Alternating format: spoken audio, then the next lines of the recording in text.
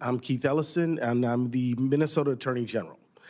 Since early December, Minnesota has been the site of Operation Metro Surge, the largest single deployment of ICE agents in the history of the United States, the largest single immigration enforcement surge our country has ever seen. The surge has caused real harm to our state. Members of the committee, I respectfully ask you to exercise your oversight powers to do the following things. 1, require ICE to provide a full, transparent accounting of everyone stopped, detained, arrested, and deported from Minnesota during Operation Metro Surge.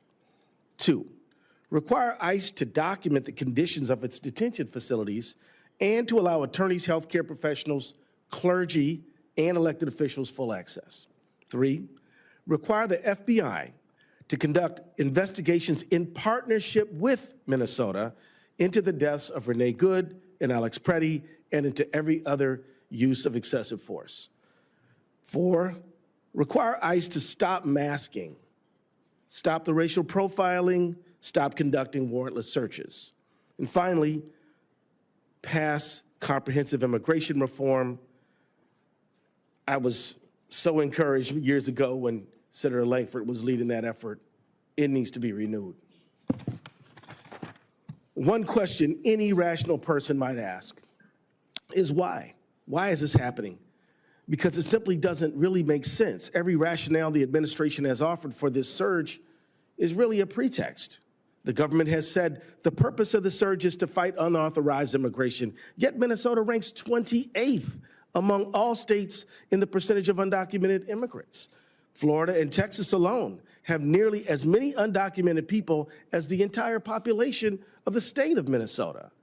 The government has said the purpose of the surge is to fight fraud in government programs.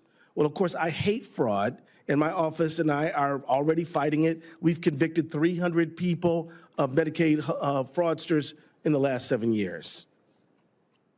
The government did not surge, however, forensic accountants to Minnesota.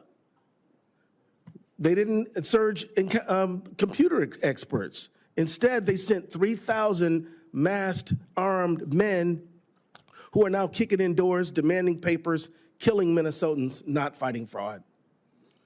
The surge has hurt the fight against fraud.